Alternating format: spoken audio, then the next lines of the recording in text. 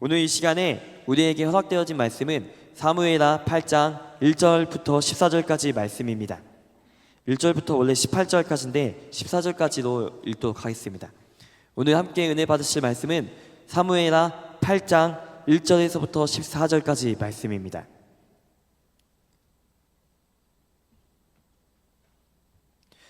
다 찾으신 줄 알고 저 한 절 여러분 한 절 교독하신 후에 마지막 두 절은 함께 선포하도록 하겠습니다. 저부터 선포하겠습니다. 그 후에 다시 블레셋 사람들을 쳐서 항복을 받고 블레셋 사람들의 손에서 메덱 암마를 빼앗으니라.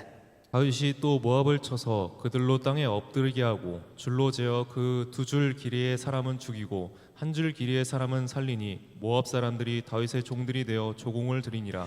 르호베 아들 소바왕 하다데셀이 자기 권세를 회복하려고 유브라데 강으로 갈 때 다윗이 그를 쳐서 그에게서 마병 1700명과 보병 200명을 사로잡고 병거 100대의 말만 남기고 다윗이 그 외의 병거의 말은 다 발에 힘줄을 끌었더니 다메섹 아람 사람들이 소바왕 하다데셀을 돌아온지라. 다윗이 아람 사람 22,000명을 죽이고 다윗이 다메섹 아람의 수비대를 두매 아람 사람이 다윗의 종이 되어 조공을 바치니라. 다윗이 어디로 가든지 여호와께서 이기게 하시니라. 다윗이 하다데셀의 신복들이 가진 금 방패를 빼앗아 예루살렘으로 가져오고 또 다윗 왕이 하다데셀의 고을 베다와 베로데에서 매우 많은 옷을 빼앗으니라. 하마다 왕 도이가 다윗이 하다데셀의 온 군대를 쳐서 무찔렀다 함을 듣고 도이가 그의 아들 요람을 보내 다윗 왕에게 문안하고 축복하게 하니 이는 하다데셀이 도이와 더불어 전쟁에 있던 터에 다윗이 하다데셀을 쳐서 무찌름이라. 요람이 은그릇과 금그릇과 놋그릇을 가지고 온지라.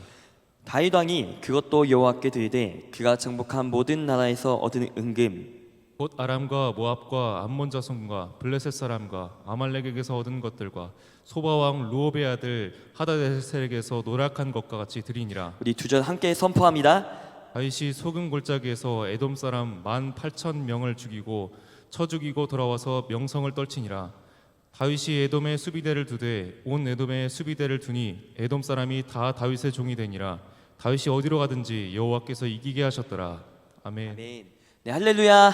아멘. 네, 할렐루야. 아멘. 네, 오늘도 새벽을 깨워서 이 자리에 사모하며 나오신 여러분들을 주님의 이름으로 사랑하고 축복합니다. 우리 잠깐 앞뒤 옆 사람들에게 이렇게 한번 이야기해 볼까요? 오늘도 은혜 만땅 누리며 은혜 만땅 누리렴. 시작. 오늘도 은혜 만땅 누리렴.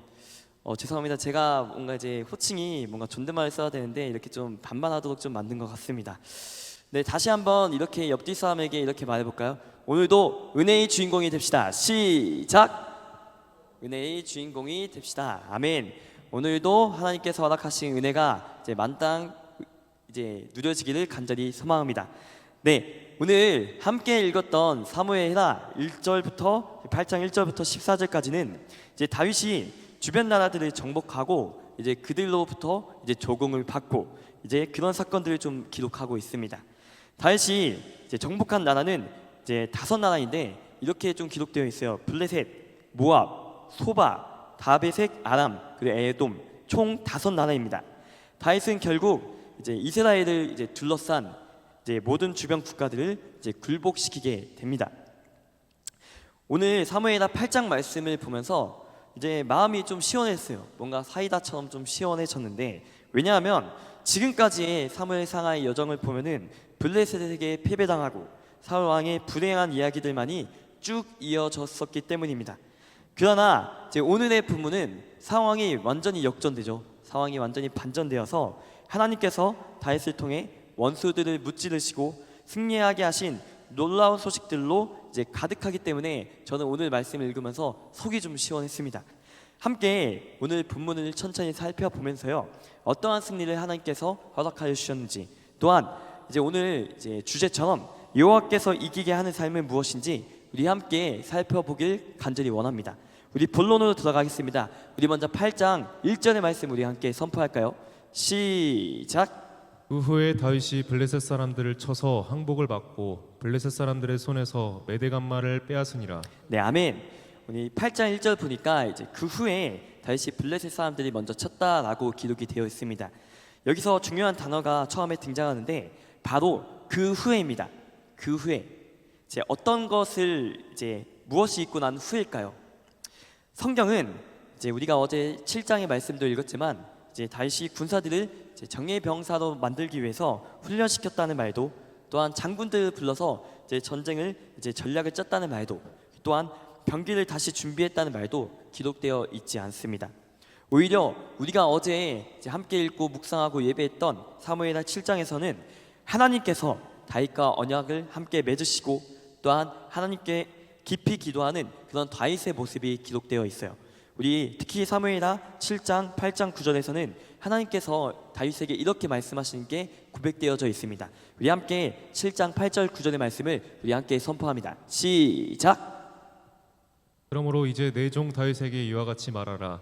만군의 여호와께서 이와 같이 말씀하시기를 내가 너를 목장 곧 양을 따르는 데에서 데려다가 내 백성 이스라엘의 주권자로 삼고 내가 가는 모든 곳에서 내가 너와 함께 있어 내 모든 원수를 내 앞에서 멸하였은즉 땅에서 위대한 자들의 이름같이 내 이름을 위대하게 만들어 주리라. 네, 아멘. 네, 오늘 본문 8장의 승리는요, 이제 다윗의 전략이나 무기로서 이루어진 것이 아니라 하나님의 언약 성취와 하나님의 동행의 결과였음을 사무엘하 7장의 말씀, 우리 어제 말씀에서는 우리 함께 보았습니다. 그렇다면 우리 1절에서 기록된 다윗이 먼저 정복했던 블레셋이라는 나라가 있습니다. 이 블레셋이라는 나라는 이제 어떤 나라였을까요? 이제 이스라엘 출애굽 당시부터 이스라엘에게 매우 장애물이 되었던 이제 나라였습니다. 원래라면 이스라엘 백성들은요, 이제 애굽에서 나와서 지중해 해변길을 따라서 일주일이면 가나안 땅에 도착할 수 있었습니다. 그 거리상요. 그러나 그 길목에 블레셋이 있었기 때문에 하나님은 이제 그 길을 피하게 하시고 광야로 이제 인도하시게 되죠. 여호수아 시대에도 블레셋은 끝끝내 정복되지가 않았습니다. 사사 시대에도 여전히 이스라엘을 괴롭히며 삼손 같은 사사를 통해서만 겨우 맞설 수 있는 강한 적이었어요. 엘리 제사장이 사사로 있을 때에는 전쟁에서 패배하여 하나님의 법궤, 하나님의 임재를 상징하는 하나님의 법궤까지도 빼앗기게 됩니다. 이스라엘 초대 왕 사울은 블레셋과의 전투에서 결국 목숨을 잃게 되죠. 또한 그 세 아들까지 함께 전사하게 됩니다. 즉 블레셋은 단순한 주변 국가가 아니라 이제 이스라엘에 있어서 역사적으로 꾸준하게 괴롭혀온 이제 절대적인 이제 원수였던 것입니다. 그러니 통쾌한 반전이 아닐 수가 없습니다. 바로 이 블레셋을 다윗이 무찔렀던 것이죠. 이제 1절을 다시 한번 띄워주면 이제 블레셋의 항복을 받고 이제 메데간바라는 지역이 나옵니다. 메데간바를 이제 빼앗았다라고 이제 성경은 이제 기록을 하고 있어요. 메데간바는 이제 원어로 보면 굴레의 굽비라는 뜻이라고 합니다. 굴레의 굽비. 이제 블레셋을 통제하는 중심 권력, 즉 이제 블레셋의 수도였던 이제 가드를 중심으로 그의 종속되었던 이제 네 개의 주요 성읍 가사와 아스돗, 아스글론과 에글론을 이제 가리킵니다. 결국 다윗은 이제 블레셋 이제 곱비를 빼앗아서 블레셋을 이제 완전히 제압했다라고 본문 1절은 이제 기록을 하고 있어요. 얼마나 통쾌한 순간입니까? 출애굽 때부터 이제 사울 왕 시대까지 수백 년 동안 이제 이스라엘 백성들을 괴롭혀온 원수의 손에서 하나님께서 드디어 승리를 허락하셨음을 1절 말씀을 통해서 기록을 하고 있어요. 우리 2절의 말씀은 다윗이 모압을 정복하는 장면을 기록하고 있는데 우리 2절 말씀 개역개정과 이제 세번역 말씀을 우리 함께 선포하도록 하겠습니다. 시작.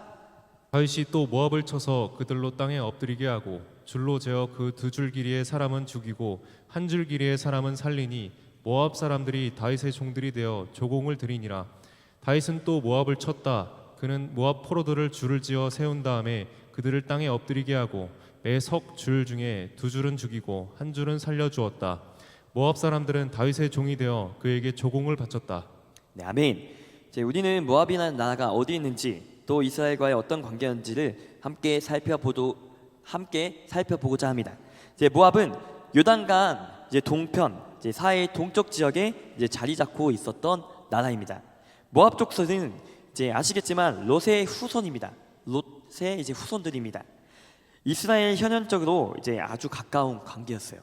그러나 출애굽 이후에 이스라엘 백성들이 이제 광야를 지나 약속의 땅으로 가는 길목에서는 이제 모압은 결코 우호적으로 태도를 드러내고 있지 않았습니다. 오히려 이스라엘을 저주하도록 발람 선지자를 이제 불러내고 이제 이스라엘을 이제 음란한 제사와 우상 숭배로 넘어뜨리려고 했었던 이제 민족입니다. 따라서 모압은 단순한 주변 국가가 아니라 하나님 백성을 이제 영적으로 무너뜨리려고 했었던 이제 영원한 걸림돌 같은 존재였어요. 본문은 다윗이 모압을 굴복시킨 후에 독특한 방법으로 그들을 처리했다고 기록이 되어 있어요. 사람들을 줄지어 세운 뒤에 세 줄 가운데 이제 두 줄은 죽이고 이제 한 줄은 이제 살려두었습니다.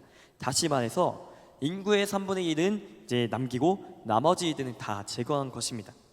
개역 개정에서는 이제 마치 그 신장을 기준으로 삼은 것처럼 보이지만 새 번역은 분명히 이렇게 좀 말하고 있습니다. 신장과 관계없이 3분의 1을 죽이고 3분의 1만 살려두었다라는 것들이 이제 새 번역에서는 조금 더 자세하게 기록이 되어 있어요.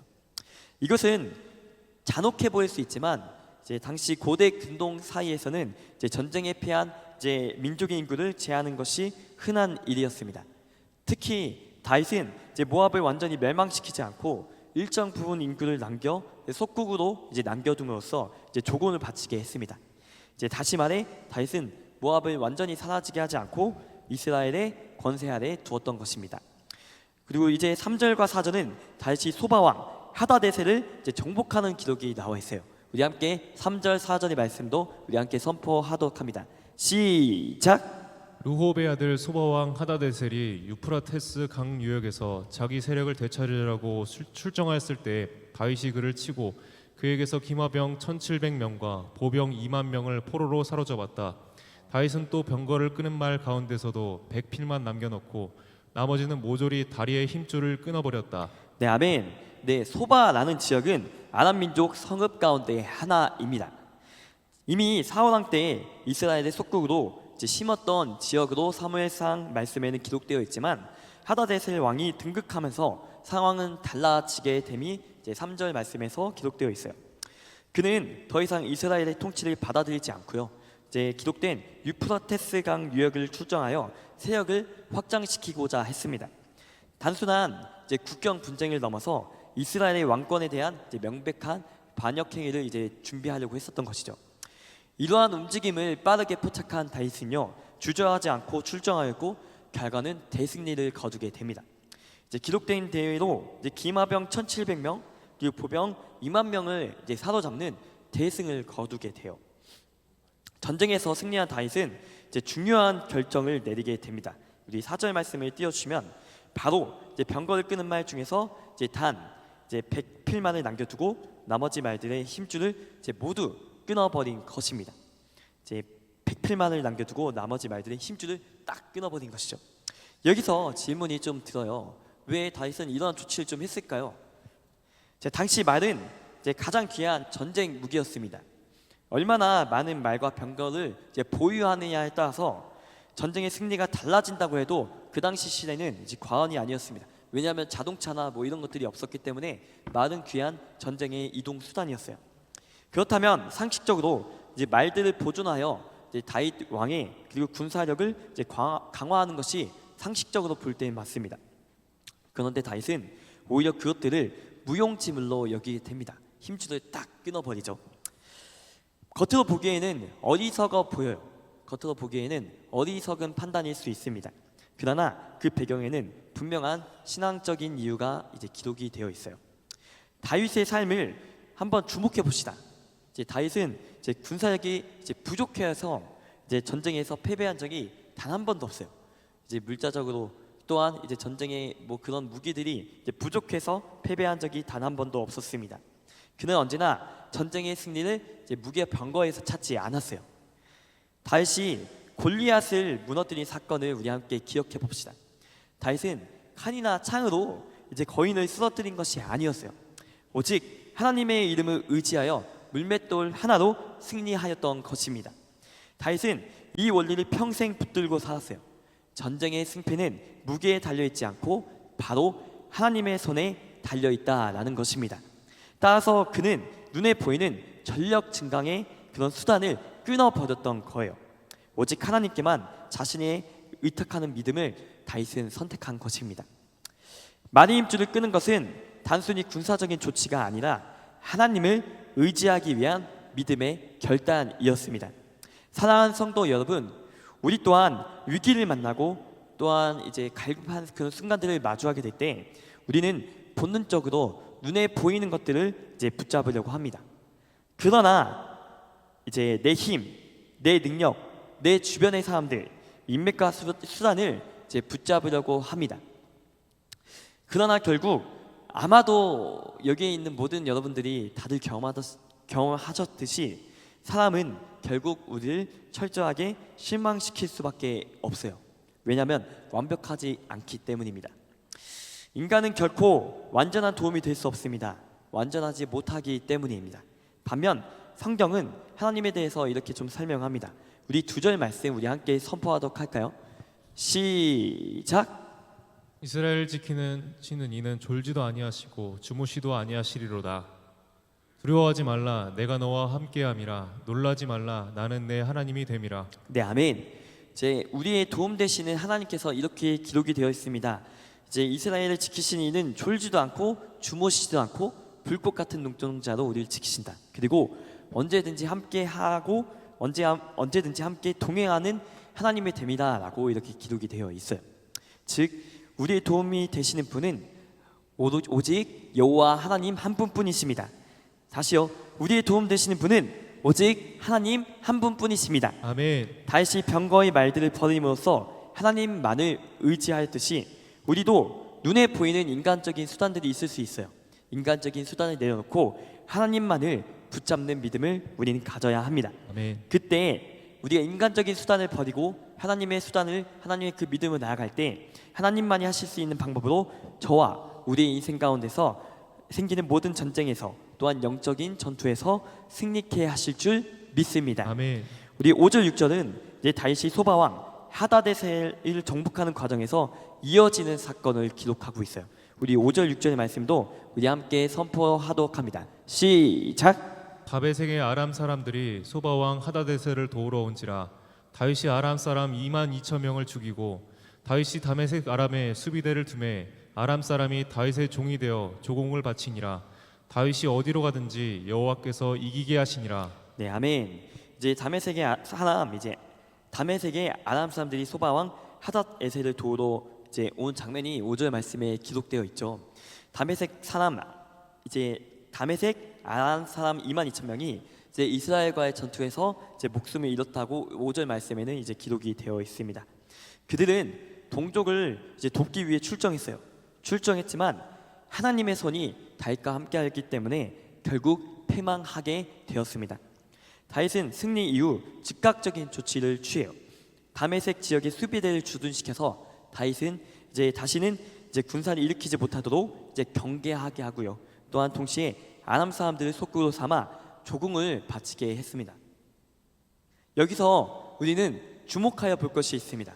어쩌면 사무엘하 8장에 그 또한 다윗의 어쩌면 그 가장 중요한 말씀이라고 할 수 있어요. 우리 함께 6절 그리고 14절의 말씀을 우리 함께 선포하도록 합니다. 시작. 다윗이 다메섹 아람에 수비대를 두매 아람 사람이 다윗의 종이 되어 조공을 바치니라. 다윗이 어디로 가든지 여호와께서 이기게 하시니라. 다윗이 에돔에 수비대를 두되 온 에돔이 수비대를 두니 에돔 사람이 다 다윗의 종이 되니라. 다윗이 어디로 가든지 여호와께서 이기게 하셨더라. 네, 아멘. 우리 잠깐만 띄우시면 우리 노란 말씀 부분만 한번 볼까요? 이제 뭐라고 기록이 되어 있죠? 이제 다윗이 어디로 가든지 여호와께서 이기게 하시니라라고 기록되어 있습니다. 이것이 다윗의 성공 비결이었어요. 승리의 비결이었습니다.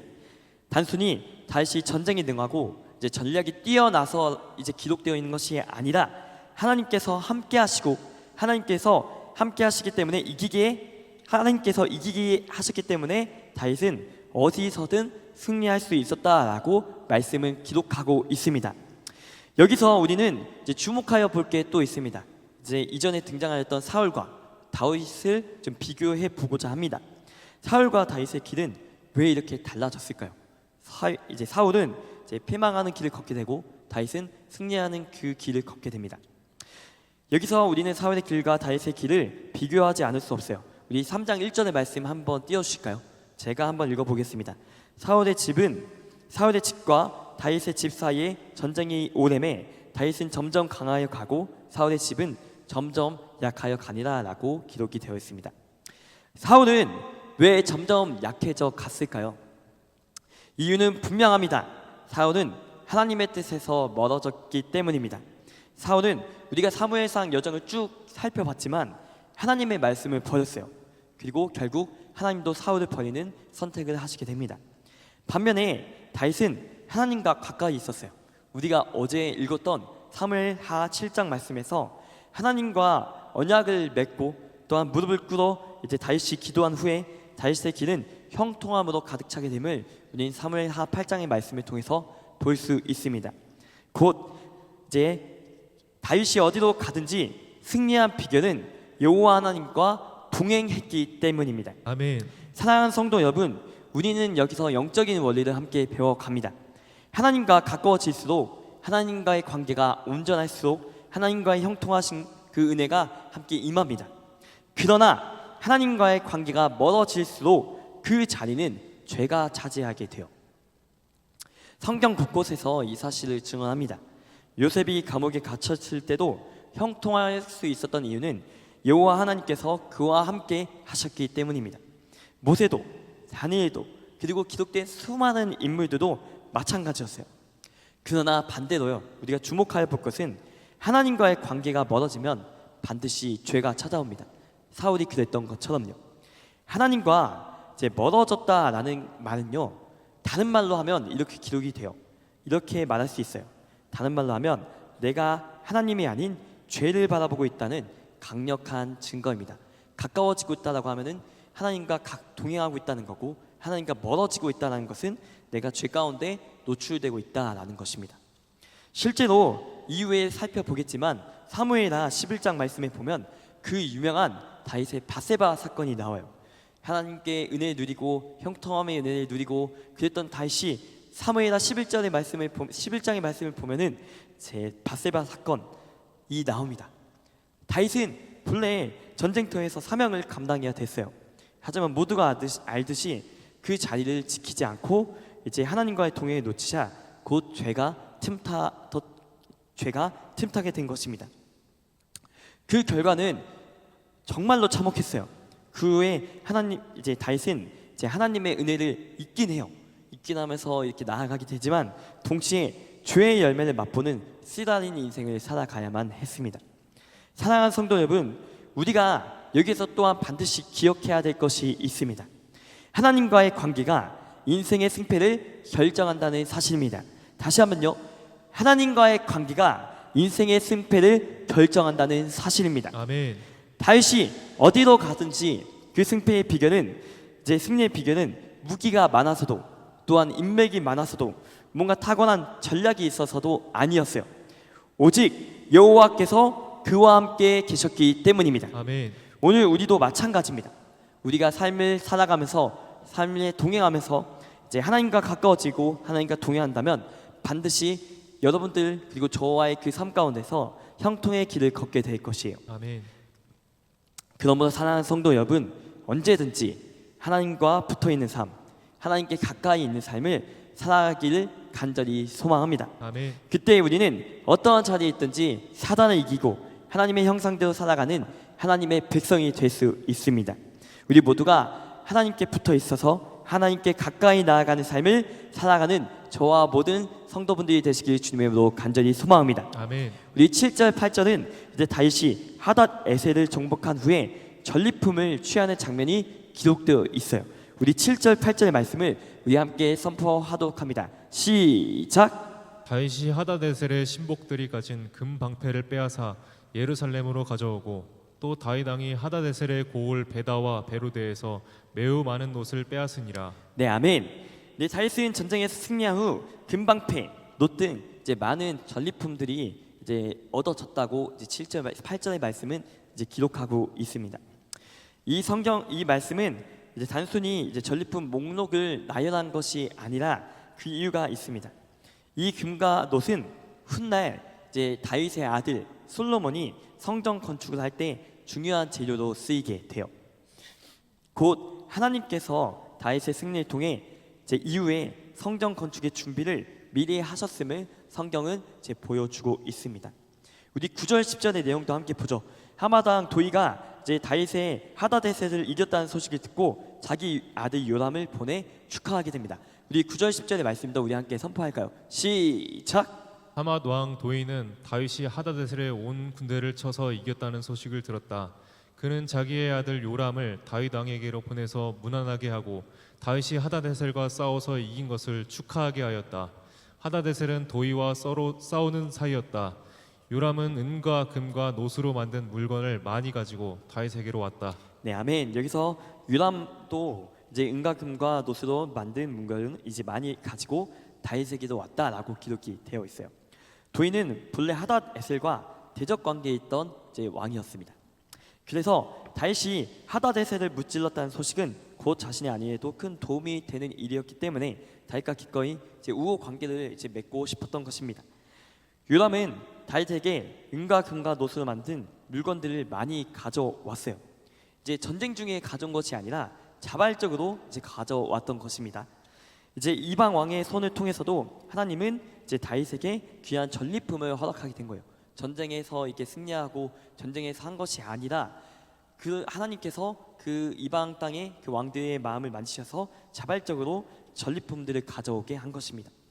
다윗은요, 이 전리품을 어디에 썼을까요?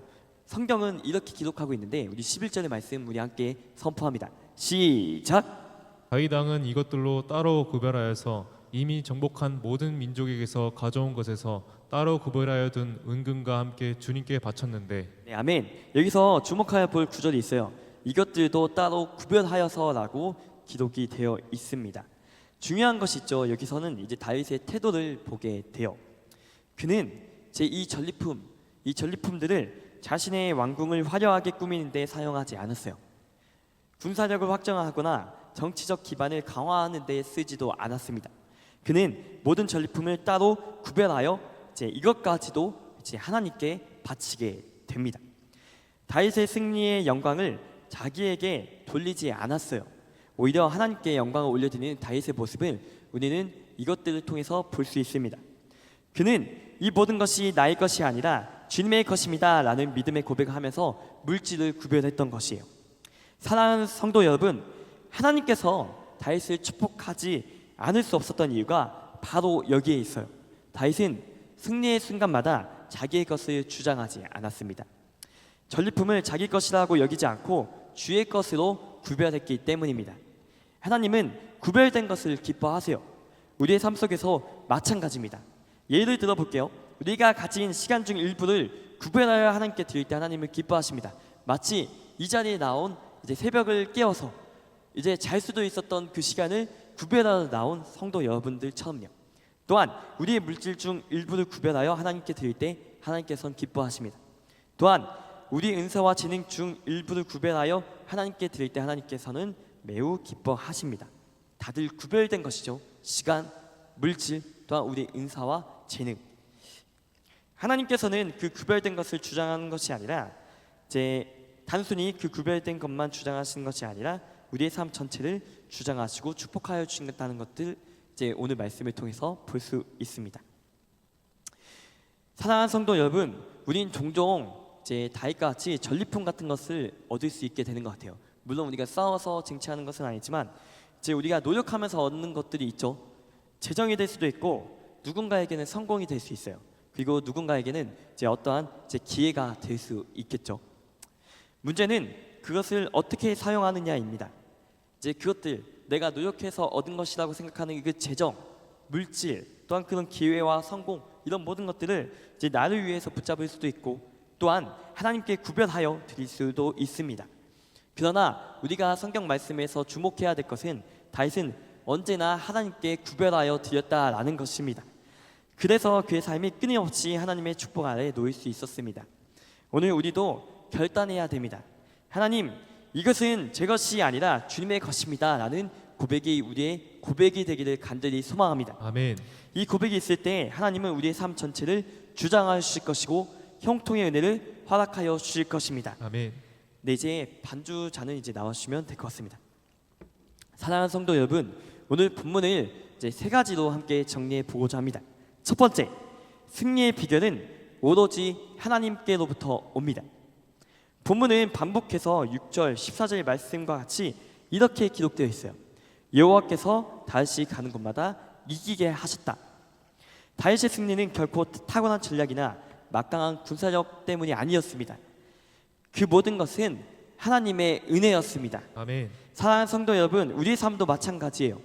오늘 누리는 제 작은 승리와 형통 또한 하나님께서 주신 은혜임을 기억합시다. 아멘. 건강도, 그리고 가정도, 우리의 일터도, 그리고 우리가 성공한다라는 그런 모든 순간까지도 모두 하나님의 은혜 가운데 이루어진 것임을 고백합니다. 아멘. 그러므로 어떤 순간에도 나의 지혜, 나의 능력을 의지하지 말고 하나님만을 붙들며 하나님과 동행하며 마치 포도나무 이제 가지가 이렇게 붙어 있듯이 하나님만을 붙잡으면서 살아가는 우리 모두가 되시기를 간절히 소망합니다. 아멘. 둘째, 승리 후의 태도는 반드시 하나님께 영광을 돌려야 합니다. 다윗은 전쟁에서 얻은 모든 전리품, 금, 은, 청동 기구들을 자기 왕궁이나 군사력 확장에 이제 사용하지 않아요. 그는 모두 여호와께 드렸습니다. 다윗은 분명히 알았던 거예요. 이 모든 승리와 성취는 나의 것이 아니라 하나님의 것이다 라는 그런 고백을 하였던 것입니다. 그래서 오늘 우리의 삶도 마찬가지인 것 같습니다. 혹시 여러분들이 지금 성공의 자리에 계십니까? 이제 돈을 이제 많이 벌고 이제 재정적으로 이제 이런 말들도 있잖아요. 뭐 경제적 자유를 얻다라는 그런 말들도 있고, 이제 누군가는 성공을 할 수도 있고, 뭔가 내 힘과 내 힘으로 이제 했다라고 생각하는 분들도 계실 수도 있습니다. 가정이 평안하고 자녀가 잘 되고 사업이 번창하고 직장에서 인정받는 삶을 살고 계실 수도 있습니다. 그렇다면 사랑하는 여러분, 꼭 기억하여 주시기 바랍니다. 그 성공의 영광을 내 이름에 쌓지 말고 하나님께 올려드시기 바랍니다. 아멘. 영광을 하나님께 올릴 때 하나님은 또다시 더 큰 은혜와 형통을 예비하여 주실 것입니다. 아멘. 그리고 마지막 세 번째, 본문은 다윗의 업적을 드러내는 것이 아니라 다윗으로 하여금 승리하게 하신 하나님을 보여주려는 것입니다. 이해하시나요? 이제 본문은 다윗의 업적을 드러낸 것이 아니라 여호와 하나님께서 다윗을 이기게 하셨다라는 것에 초점을 맞추고 있습니다. 다윗의 이름을 높이는 것이 아니라 그 배후에서 모든 것을 주관하실 하나님의 이름을 높였다라는 것입니다. 사랑하는 성도 여러분, 하나님께서 오늘 이 말씀을 통해 우리에게 하시고자 하는 말씀은 다윗의 위대함이 아닙니다.